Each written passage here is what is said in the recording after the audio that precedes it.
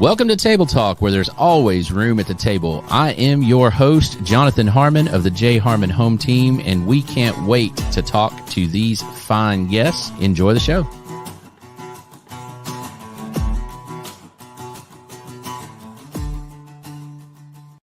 Cool with you. Okay, awesome. Hey, good afternoon, everybody. Welcome to Tuesday. My name is Jonathan Harmon. I'm with the J Harmon Home Team of Keller Williams. And I've got three awesome guests sitting here with me, and I can't wait to talk with you guys. Before we get started, like we were talking about, we are going to hear from my guy, Bryan Nale. Hi, Bryan. Hey, John. Did you just call me John? We've talked about this. I know about that. And Bryan's new role at Primis Mortgage, and that happens to be who we've got sitting here with us, by the way. So Chris Blevins, right, with the National Sales Director for Primis Mortgage. Correct. And, of course, Belinda Arender. I almost said, I don't even know what I was about to say, but it wasn't Arender. Okay. So anyway. I've kind of embraced, like a lot of people call me Arender. So Belinda Arender, the mortgage lender. Belinda Arender. That's hard. That's harder to say. I know, right? Also with Primis, and you guys have made this big transition. We're going to talk a lot about that. But before we do that, we want to hear from Bryan. Bryan is a proud supporter of Table Talk and also of all things Spread the Positive. So, Trent. Hey, my name is Bryan Nale. I'm a mortgage loan officer with Primis Bank Mortgage, and I want to tell you that I absolutely love being a member of the Spread the Positive Network. It's such a great mission, and it helps bring so much positivity to our community. It's a true pleasure to be part of. There are a lot of ways to navigate financing a home. And in markets like this, having the advice of a trusted local professional is key to making sure you get the right advice for your specific circumstances. Whether you're interested in the purchase of a new home, second home, or have a need for a refinance, I'd love to earn your trust. If I can help you nail your mortgage, call me at 615-243-3976 or visit nailyourmortgage.com, and I'll be happy to talk with you. Primis Mortgage is a subsidiary of Primis Bank, a member FDIC, equal housing opportunity. As always, all loans are subject to approval. Primis Mortgage, NMLS 1894879. So I dig the new music. It's kind of got like this Daft Punk feel to it. So I'm bringing in some glow sticks for the next one. That sounds awesome. Yeah, it's gonna be fantastic. But anyway, so big news. You guys made a change. It's been kind of an interesting journey the last 16 months or so, and I feel like you guys have found a home with Primis Bank Mortgage. Is it Primis Bank Mortgage or Primis Mortgage? Primis Mortgage. Okay, gotcha. Primis Mortgage, and it's spelled Primis. Yes. Yep. Got it. Yeah. Fun fact: it means first in Latin. There you go. First. Okay. First I and like everything. Got it. So walk me through the story here, Bryan and Belinda. The as the great philosopher Jerry Garcia once said, "What a long, strange trip it's been." How did you get here? Well, a long, strange journey. So between, our company was merged, and between the two companies, I'd been there 14 years. Mm-hmm. Bryan had been with us a little bit over 5 years, but he had a previous longevity with the merger the first time. Yeah. So with that, when we completed that merger, right after that, they announced an acquisition. By an even bigger bank. Yes, much bigger correct. bank. And with that, we thought, if we're going to have to make another change, why don't we do it on our terms this time? Mm-hmm. So that's when, we tried to wait it out and see if it was going to work, but it just became obvious that, it's probably time for a change. And I hate change. I'm a creature of habit. I mean, ask Chris, we've had lunch 3 times today at the same restaurant. Not lying. Okay. So That's a true story. I hate change, but it was just time. Yeah. Well, and Primis is new to the market. Yep. So is this the first one in Tennessee, Middle Tennessee? No, we've actually had a few people here, in the marketplace. Now, Primis actually is new from a standpoint of Primis bought the previous mortgage company, which was called C Trust Mortgage. Mm-hmm. So Primis is only with the transaction on that took place in June. So, but we've had some people in the market already. So there was, I think, 5 or 6, loan officers and the manager and stuff in the marketplace already. So they're obviously we're combining and joining as a team force. So my ignorance here, when you say in the market already, what do you consider the market? Sure. Nashville proper, so to speak. The Nashville. So Nashville area. and the counties that touch it. Correct. Got it. Okay. Great. Because I'd never heard of it. That Right. doesn't mean anything. I'm just little old me here in Rutherford County, but okay. And why Primis? I mean, good gracious, Belinda, there's bazillions of options out there. I will tell you, I probably interviewed 40 different companies because again, I hate change, and I did not want to make a change where 90 days from now I have to change again because it was a mistake. I wanted to make sure I researched it, that, it was everything that they told me it was going to be. Probably the biggest thing with how we chose was the leadership team. Mhm. Our CEO that's over the mortgage division actually founded Ameritrust and then sold it as a Fortune 500 company. Our director of operations ran Goldman Sachs. Our director of credit was over Wells Fargo. Our secondary guy helped formed MaxX, which is a huge aggregator where we actually sold to them at our previous company. And then of course we got this guy that ran the central US for a huge mortgage broker. So their leadership team was just stellar. I mean, and their leadership team, not only did they have all of this tremendous experience behind them, they also had the origination background, because there's one thing to have mortgage experience. There's another thing to have that experience of actually being in the market and being in the trenches and knowing what it's like to originate mortgages. Mm-hmm. So that part I loved. Yeah. So a stellar pedigree to come together and kind of do your own thing. Now, how big is Primis? Primis Bank. So Primis Mortgage is backed by Primis Bank. So Primis Bank is about 3.8 billion assets, publicly traded bank out of Richmond, Virginia. Mm-hmm. And then the mortgage division, we're about $1 billion today, as we sit today. Growing, obviously a small company that we're looking to expand into and utilizing the bank relationships, obviously. And again, the expertise of growing it nationally is where we're looking to go. And so, ultimately we're going to continue to grow, but we want to hire, the right team, the right person. And we're not under the gun to be, to go out there and grow, to be, the biggest, the best, beat our chest, right. And everything else. We want to do it the right way. Keeping culture, right. You know what I mean? Keeping the right, rates, obviously being a very competitive market and everything else, in line. So give me some perspective. So $3-ish billion in assets in the bank, held, and about $1 billion or so in loan origination. I'm assuming that's over the last year, annually, I guess is what I'm trying to say. So perspective, I mean, how does that compare to somebody else here in this market, and then maybe like you said, one of the big guys, right, the national ones? It's going to be very similar to when we came in with Iberia. As far as our numbers, it's going to be very similar in size, as for not the bank side, but the mortgage production. And I think that was probably one of the things, in addition to the leadership, that was so attractive, is that because we are such a large team, we have a big voice. And that makes a difference. They listen when you to say us. Your team. My branch. We have the ability to say, this is what we need. And it makes a difference to them because they're not so big that we're just another number. They're not so big that I can call and say, hey, this is what I need. And they're not saying, now tell me who you are again. They're like, oh, yeah, okay. We're branch 714. Yeah, we're whatever. branch 7697. Yeah. I mean, we're big enough that we're big enough to have everything that your national lenders have, but we're small enough that we can personalize it. We can create stuff and we can move fast. We can close loans fast. If we need to pick up a new investor, we're not having to go through 17 layers of command.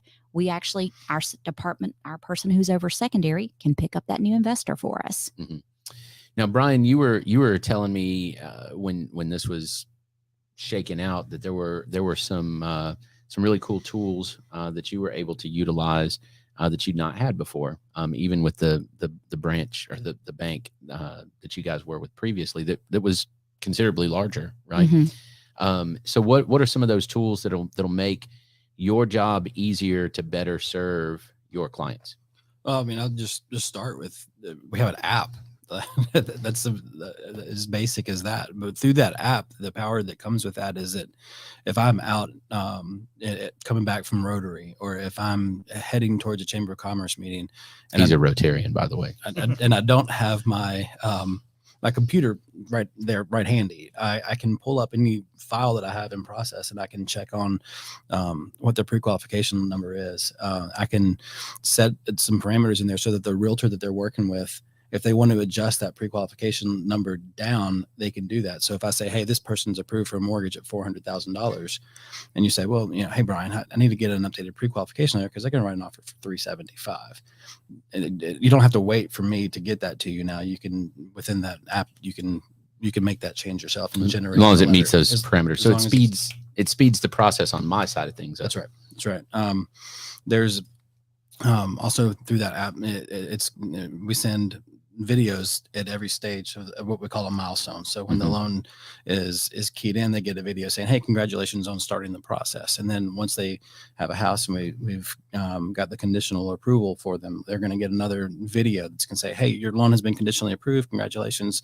This means that the underwriter has reviewed the file and everything looks good. There's going to be a couple of things that we're going to ask you for. Here's what you can do in the meantime. And it just goes into some of the things like, don't open up a new credit card account, or don't apply for credit. Don't run your balances up on your credit cards. Don't lose your job. Don't finance your appliances. Don't quit your job. Just things that consumers need to hear. But to me, it's that client experience that they're getting this. And these videos are personalized so that they've got like their names included in them. It's very, the details are all there. And that's what I love about it, is the details. They're considered and taken and run with. That's awesome. Man, I just lost the question. It was right here. Did you not see it? I missed it. Oh, I know. You mentioned one of the most dreaded words in this whole entire industry, and that is the underwriter.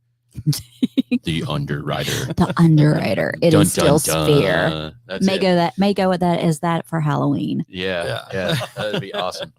Yep. So, one of the things that I've experienced over the years in real estate is that you can have a stellar loan officer, you can have a great contract, you can have two agents that are working together, a good negotiation, a clean negotiation, but a competitive one. Everybody feels great about it. And then all of a sudden the underwriter is like, oh, well, we need this. And you're like, what? You need a what? I don't even know what that is, and that brings out the worst in me always, because one of my pet peeves is, well, I've been doing this for however long. Usually that justifies bad behavior. Right. But I tend to say that sometimes when the underwriter wants some crazy random junk. And to me, some of the best lending that's gone on is when there is an underwriter says that they need something, but there's an extenuating circumstance that makes that not possible. But it doesn't mean it's a bad loan.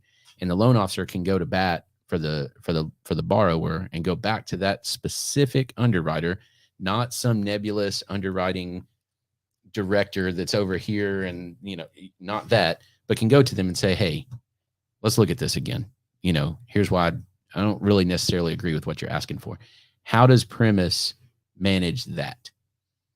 I think maybe, Chris, you can speak to some of the overlays or lack thereof. But I think at the end of the day, if you have a loan officer who knows their guidelines and knows what we're talking about, we should anticipate all of those things that might come up. Sure. Now, hey, if something slips through the cracks, that's what you're speaking to, is how do we work within the scope that we have with our underwriters to interpret the guidelines in the way that works for the client.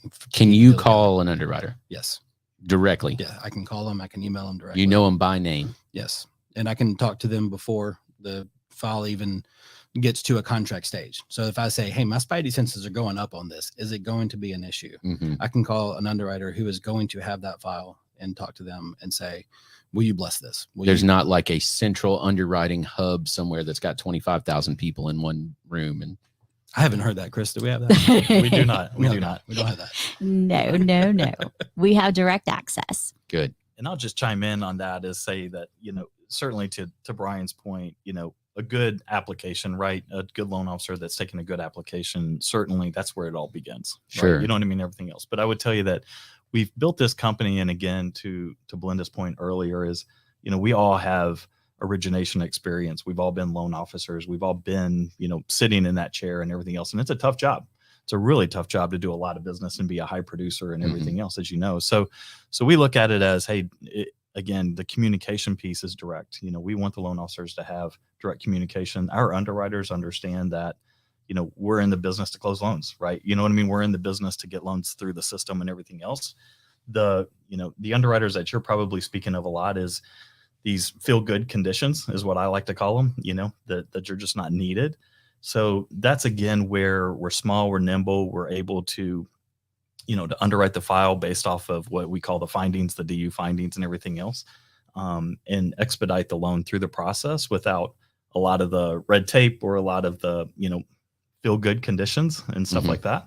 And again, and if there is something that we have or something pops up, Bryan has the opportunity. He can go straight to the underwriter and speak to the underwriter, and maybe they disagree, right? You know what I mean? Or whatever the case is, then he can escalate that as well to the manager same day, right? You know what I mean? At the same time, it's not a underwriter sitting behind the walls or behind in a box that you can't go touch and feel. Right. So I've wanted to touch a few underwriters. We all touching and hitting are different. Well, I mean, it's touch. And we've all been there, right? You know what I mean? Is the frustration and everything else. And at the end of the day, we want the client experience to be awesome. And the client could be, right, you as the real estate agent, the referral partnership. My client may be Bryan, right? And Belinda is my client, so to speak. I mean, but the client at the end of the day, the person buying that house, the agents involved, everything else. I mean, we want to have a good experience on that piece of it.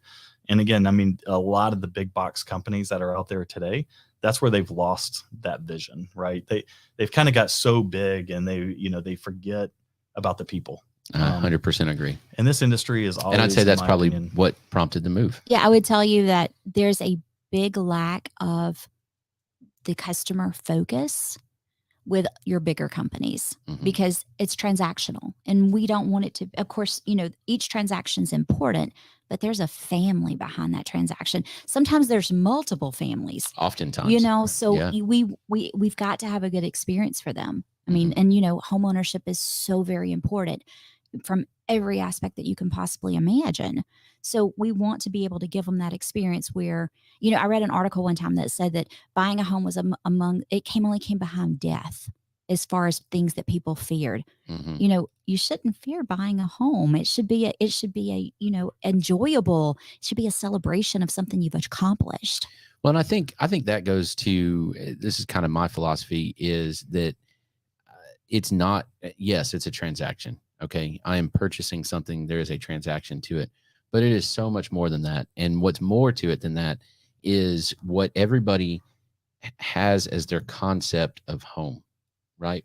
So when I walk through a house with a client, we're looking at a physical structure, but more than that, we're looking at where their kids are going to grow up. We're looking at where, at some point they're going to celebrate a graduation. At some point, they're going to mourn a death. At some point, they're going to retire, maybe at some point. I mean, on and on and on and on. And so that structure represents a life, not just a life lived, not just a transaction. Exactly. And gosh, so many people lose sight of that. Yes. Because they just want to get her done. Right. And that's fine. It's good to get her done. Well, and we want to close it as fast as we can for you. But at the same time, we want to make it a really pleasant experience. We want it to be something that you look back on and say, it wasn't that bad. What do you mean it was that you had a bad experience? Ours was not like that. Or even Bryan made that easy. Or Belinda made that easy. Yes. Chris, did you make it? I don't know if you made it easy or not. I hope I make their job easy. Okay, that's perfect. All right. So next question, and this will be the last one that's directly related to Primis, unless I think of something else. And we'll talk market. But what are some things that Primis brings to the market that isn't already here? I'm sure you guys do VA. I'm sure you do FHA. I'm assuming you probably can do THDA still. Yes. A regular old conventional loan. But what are some things that Primis has that we don't already have? Mm-hmm. Well, I can tell you from our experience of what we had before versus where we are now. We have enhanced credit scores, which means previously with FHA, we had to have a 640 credit score. Mm-hmm. Now we can go 580. Mhm. We also have lower credit score requirements on VA. Mhm. We also have the ability to do some niche products, which are your first time, well, I'm not first time home buyers, which are like your bank statement loans, your ITIN loans that we couldn't do before. What's ITIN? It's where a borrower doesn't have a social security number. They have a work number. They have it's not necessarily a social, it's like an identification number. Okay. So yeah, so an enhanced product line. So there are some portfolio stuff for some oddball situations. I told Bryan one time I had a client that his entire income was in quarters. He had all these coin op machines that he ran. And I mean, he made a ton of money, but it was all in quarters. And so, prove it. You know what I mean? I mean, literally bags and bags and bags of quarters. It was super weird. And the bank that we started with couldn't do it. And I would say, I mean, just on top of that, I mean, so we also, with the bank backing side of our, of the mortgage company, we can obviously do one-time closes. So they have a construction product. We have a bank statement product internally, which is great because, again, to that point, you know what I mean? You have a cash flow, right? You know what I mean? You're doing your income through the banks. So we have that loan, that product. We have a medical program for doctors, medical professionals getting out, of college, right? You know what I mean? Starting a career. I love that medical program too. It's not specific to MDs. There's other practices that are included that a lot of times are left out of somebody's. Right. They'll just call it an MD loan. Right. And ours is just medical professionals. Right. So it picks up other. And that just makes sense. There's a fairly established market for what those people will make. Right. Well, if you're I think dentist is in the list, right? Right. So if a dentist can't get a traditional MD loan through most lenders, but our medical professional loan, it encompasses dentists or optometrists. Mm-hmm. You know what I mean? Yeah. So it's got some other professionals in the medical field, right? That's not just specific to the medical doctor field, and that's a lot of banks and some other mortgage products and stuff, differentiate that. So yeah. And I think we just rolled out a program too for nurses, where with somebody that it encompasses all first responders. Right. So we'll pay for the appraisal with no knock to their pricing. A lot of times somebody may say, hey, we'll cover your appraisal, and then they'll just price it accordingly so that the bank catches that margin in points or the pricing, but we don't affect the pricing. We just take care of the appraisal. Little switcheroo there. All right. So let's talk about the market for a second. You guys put your pontificating hats on. And we're going to absolutely hold you to everything that you say. Awesome. Well, this has been great. So every answer is going to be, I'm not sure. Yeah, exactly. So this year has been crazy. I mean, absolutely insane. There's been several moments of hurry up and wait. There's been several moments of people going, and just kind of pausing. The beginning of the year, especially, or I guess the beginning of the second quarter, a whole lot of pause happened. I'm assuming, making an assumption. If I'm wrong, please tell me. Refis have just almost. I mean, they're a necessary tool occasionally now, not something that somebody's seeking out. Right. For the most part. So how's the year going to end? Let's ask it that way. What's coming? What are we going to see? What are rates today? I don't even know what they are today. They've been all over the board. So where are we today? And what do you think is going to happen? And I know you have to say there's somewhere in the, I get all that. But there's somewhere in the 7 range. Okay. Fair enough. But as far as projections, we're projected to continue to rise through first quarter of 2023. So what do you think we're going to be in January? That's the hard part, because if you look at January of this year, Mortgage Bankers Association, Fannie Mae, Freddie Mac, everyone said, we think we'll end up somewhere around 5 by December. We hit 5 way sooner than December. And here we are at 7. So there's not a way, and it's because we're such a global economy. Like last week, we saw really good improvements in rates because the Bank of Australia helped us out. Bank of England helped us out. Well, today, it's completely opposite of that. There's no way for me to sit here and say, here's where rates are going to be in 90 days, because everything affects mortgage rates these days, not just a 10-year treasury, not just the U.S. economy. I mean, it's global. Global affects us now. So if you said, where are we going to be? Projections are through the first quarter of 2023, we're rising rates. Where are we going to end up? Hard to say. I mean, how they're projecting, which again, some people say we're already in a recession. Fannie thinks we're going to go into a recession, and Fannie's the agency that backs our mortgages, conventional mortgages, thinks we're going to go in the first quarter of 2023. So who's right? Well, and the only way to know when we went into a recession is to look backwards. 12 months from now, we'll be able to tell you. But Yeah. so that's the projection. They do expect that rates will start falling back down after that. But, who knows if that's right and how far are they going to fall? Do we think we'll see 2 again? No. Yeah, I think that's long gone. Yeah. All right, so let's do it this way. I'll chime in something there and maybe put a question back to you too. Is how have you seen the changes in interest rates that we've experienced this year affect the market in real estate? Are you seeing? Tell us a little bit about what you're seeing the market do in response to interest rates. Sure. Chaos, volatility, right? People are still buying houses. Prices have not, and this is very difficult for people to see because of what they see in the short term. But if you compare the beginning of, or let's say the end of September this year to the end of September last year, prices are way up, right? And that's the entire Nashville MSA. Okay. But the anecdote is, but I keep seeing price reductions. There's price reductions all over the place. Yes, there are, because last year we appreciated 31% in Rutherford County, and depending on where you were, specifically in Davidson, higher than that in some parts of Davidson County. So 31%. We're not going to appreciate by the end of this year. We're not going to appreciate by 31% again. But if somebody lists a house and prices it in such a way that they're still following the rhythm of last year, then guess what's going to happen this year? You're going to have to price reductions. Exactly. And how quickly you adapt to that by setting expectations determines whether or not that house is going to sell. But people are absolutely still buying houses. I think it's opened things up for home buyers. They can go out there and they can look at 5 or 6 houses and say, none of these really did it for me. Let's go back out next weekend. And that's exactly what's happening. So, days on market is stretching. It's still not insane. I started in 09. In 09, I had houses that had birthdays. Right. I mean, they just did. Right. Because I had one client, I am not kidding. I saved every MLS sheet that I showed this one particular client, and we looked at 175 houses. You know why? Because there were 175 houses to look at. Wow. That's why. Wow. Yeah. So, will we get to that point again? I don't think so. But and a great listing that's priced competitively, it still sells like that.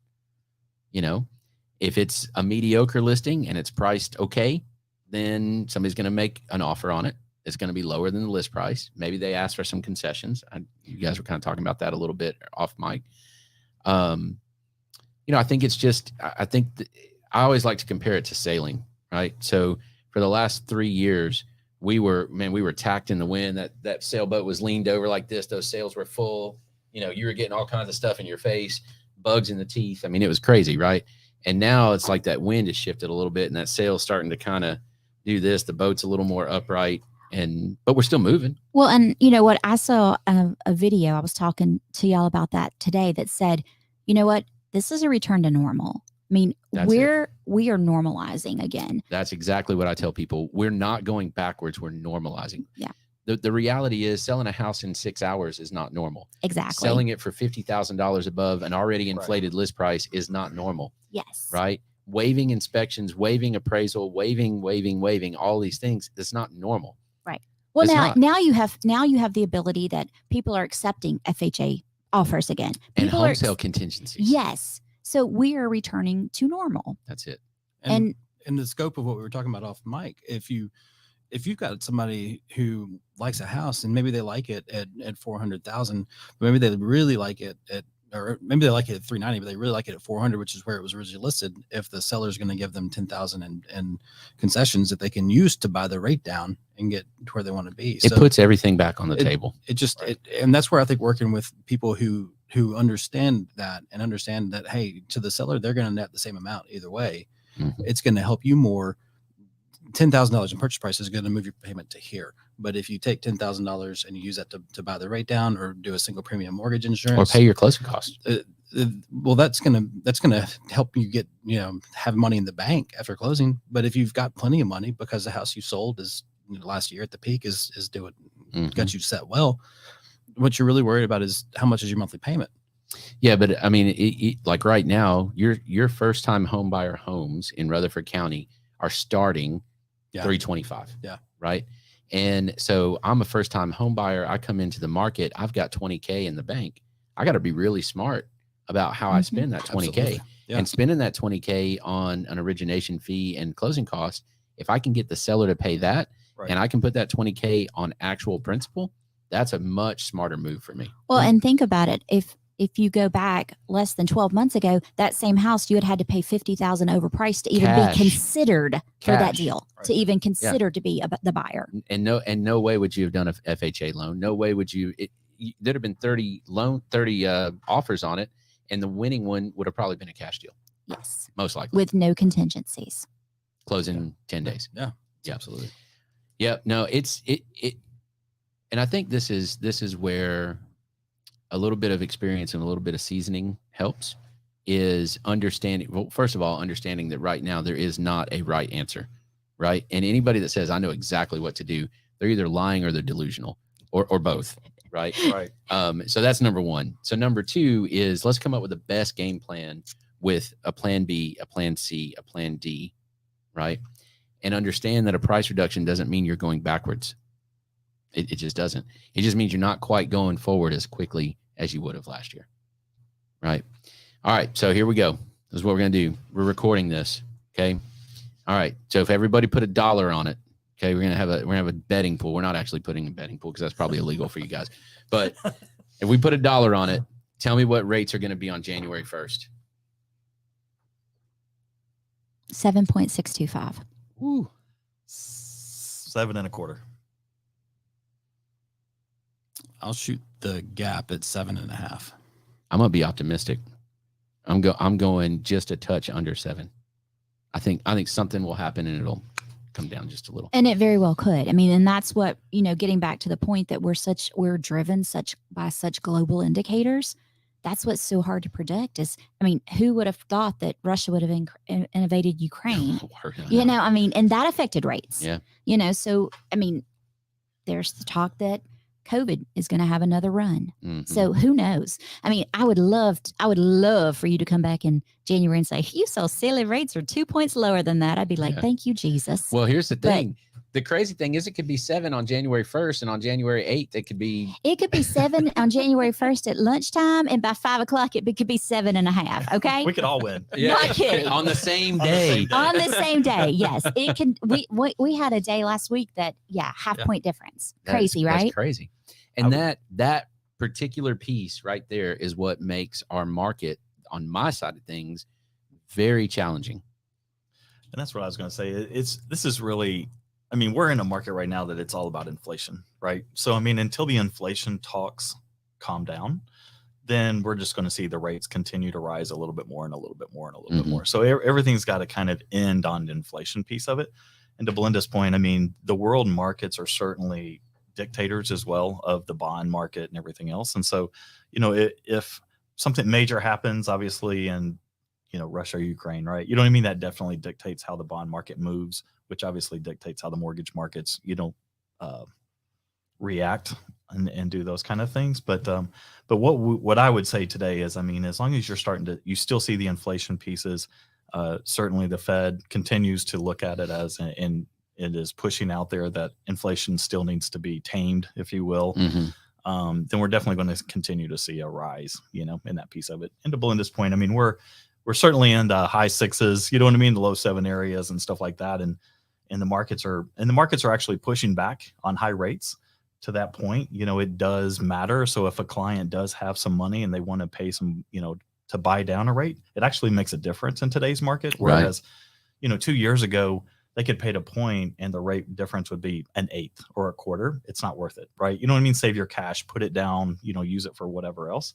In today's market, if you pay a point, it could actually, move your rate 3/8 of a point. Right. So you're talking about a rate market too, that to a first time home buyer that's buying that $300,000 home, makes a big certainly difference. It does. I mean, that rate is able to, make that money work for you. Well, and I think that, again, that goes back to the conversation about an experienced loan officer that can look and go, okay, look, you've got this much of this finite resource. You've got this situation, and here's 3 options. Right. Well, what would you do? And actually listen to what Mhm. you would do and say, well, if this is more important to you, do this. If this is more important to you, do this. And I can make an intelligent decision about that. Yeah. Right. That's the end of the day. We want to give the clients options and, Right. and give them advice and then let them choose and make it happen for them. Yep. All right. Last question. We are almost out of time. All right. This is my favorite one. You guys are all smarter than me. So you tell me, are we going to have a housing? Is it a bubble? Is it going to crash? No. No. No. If you look at the difference, It's okay if you want to disagree. You I hesitated on that. No. I was waiting to see what they said, but no. if you look at the difference of where we are now versus 2008, the difference is equity. People have equity right now. The average house in America has 35% equity in it. Crazy. isn't it? In 2008, we were doing 100% loans, either in the form of a 100% loan or an 80-20. People didn't have equity. Mhm. That was the difference. And sometimes 110 loans. I've done Not you loans for a really specifically. long time, but 125. I'm not going to lie. There was times I did 105. Yeah. So yeah. And I think that's number one, a huge difference. But number two, I think that's why you're not going to see the foreclosures that we saw then because people have equity.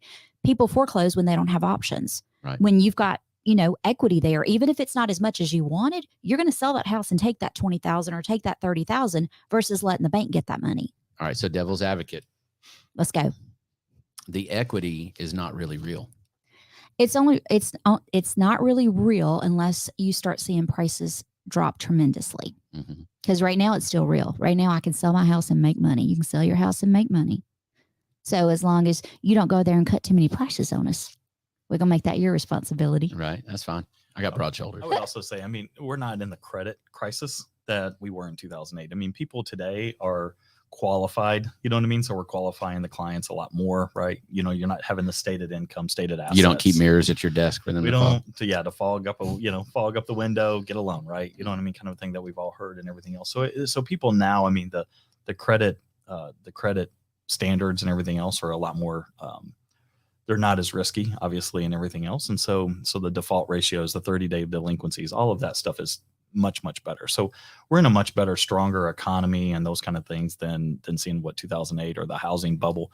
Certainly you will see certain markets across the country, have a bigger dip just because they had the bigger increase, right? Their balloon went up a lot faster because of much more fun things. roller coaster. Nashville's one of them, right? Everyone wanted to move to Nashville. Tennessee's a great market.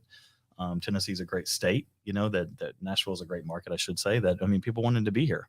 And so there was a lot of industries that moved here and everything else, but so you'll see a little bit of that decline, but again, it's not going to be to the point of, Well, and, I saw, again, I like to read, I'm a nerd, but it said, you know what? The housing market has the ability to make or break the economy. In 2008, we broke the economy. In 2020 to 22, we made the economy. Mm-hmm. right. That's So- for sure. So what I said last question, and then I told you, unless I thought of something else, what breaks Nashville's housing market? Give me like an apocalyptic, what breaks Nashville's housing economy? A state income tax. Yeah, if people quit- You asked me that question a couple of years ago, because I asked you, when does this rapid acceleration of prices stop? And you were like, you put it back on me and said, well, you tell me what would make it here, especially in Middle Tennessee, stop. If Nissan packed up and left, would Rutherford County stop? No, it'd still be growing. So, I really, truly, something would have to be a catalyst to make people want to not move here anymore. And a state income tax would do that. The last time somebody Because that's one of the big reasons people are moving here. Yes. And the last time we had anybody in elected office that proposed a state income tax, you think they're getting reelected? No. It was a bloodbath. Yeah. So Okay. I agree completely. If people stop moving to Nashville, that's our problem. And that would be a huge reason people would stop moving here. But Mm. we're such a transit area that unless you give them a reason to quit coming, they're going to keep coming. Mm-hmm. Mm-hmm. I agree. All right. Yeah, I would say, the state, obviously the states that are really corporate friendly, they're bringing in corporations. And to your point, it boils back down to taxes and those kind of things. So if companies continue to bring corporations into the state and you're a corporate state, friendly state or whatever, then the demand's still going to keep up. I think at the end of the day, I think the bigger worry is that housing prices have to kind of start to peak. You know what I mean? At some point, and there's certain markets in the country that there's no ocean. You know what I mean? Kind of a thing. Sure. So you don't have the water piece of it to it. But on the flip side, people can't afford it. You know what I mean? And that's kind of when that housing, the prices are going up so fast that it's not, collectively keeping up with the income levels. Very interesting point. And I think the most important thing to realize of what you just said is housing prices peak, but that doesn't mean that they immediately come down. Right. We will have a period of time where they're stable or stagnant or normal. Right. And don't forget that historically normal appreciation is 3 to 4%. Right. So I compare that to the moving sidewalk at the airport. Right. So if you've ever run down one of those moving sidewalks and you get to the end of it and you walk off of it, you feel like you hit a wall, but you're still moving forward. That's what that is starting to feel like.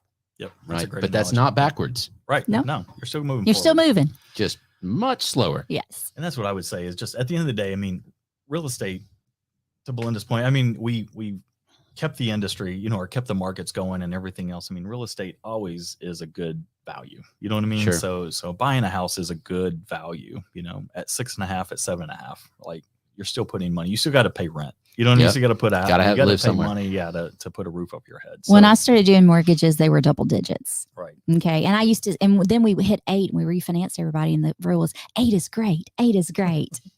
And people used to say, when rates get in the 3s, call me. I'd be like, when the rates get in the 3s, I'll be too busy to call you. Yeah. Because I never thought they would hit that. And then they did. And then they hit the 2s. And I thought, what in the world? I was waiting for y'all to pay me to take them away. I told somebody. I really was. I was close. And there's conversations about negative, negative. I told somebody one time, I said, I told them that story that I never thought they'd get that low. I said, I keep waiting for us to come in and they say they're interest free, like your car, 60 months interest free. I kept waiting for the 5 interest. years, same as cash. Yeah, I kept waiting for the interest free mortgages because the 2s were so far fetched. Why would I think that wouldn't happen? Right. Exactly. We got real close on 15 years. We did. Yeah. I'm in the I think I'm at like 1.9 or something like that on a 15 on my primary. So do you want to refi? Not a freaking chance. I don't want to sell. I don't want to do anything. Yeah. I know we're low on time, but just psychologically think about that. You ask about, is there a bubble? If you've got a mortgage at 3% and you lose your job, you're going to do everything you can to keep your house over your head, especially when you look at what rates are now and how much rents are and what that's going to do to your family. Talk about some steps backwards, right? So a recession with a lot of job loss is a concern. But if even then you're going to, the old adage is real estate loans are so much lower than any other type of lending because it's the thing that people are always going to pay first. And if I'm sitting here with a family and I've lost my job, I'm going to do everything in my power to keep that house. I'm selling a kid. Or selling a kidney. Yeah. And then if I can't keep it, I'm going to sell it. That's it. I'm not going to because you have equity. Me. Right. Yep. Exactly. Man, it's been fun. We should do it again. Thanks for bringing him.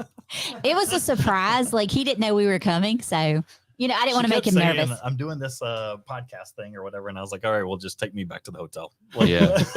Hey, you might get a beer out of this though. Yeah. Hey, I saw that when we pulled in. I was like, I'm looking forward to going in here. Yeah. Outstanding. Well, thank you guys so much. So Belinda and Bryan with Primis Primis Mortgage, I apologize. Right here in Murfreesboro. You guys are same level of service that you had, just with an even better company backing you. So that's awesome. And then if you do have an issue, you can call this guy and gripe about these two. So it works out. Love it. Yeah. Thank you guys so much for helping spread the positive. Trent, thank you as always. My hero over there, fellow bald guy. Love that guy. And if you have any mortgage needs, obviously call Bryan. Thank you for sponsoring the show. If you have any real estate needs, give me a shout. You just want to sit down and have a cup of coffee. Let's do that. That'd be a lot of fun. And if you want to help spread the positive, hit us up on that as well. You guys have a great rest of the week. We'll talk to you again real soon.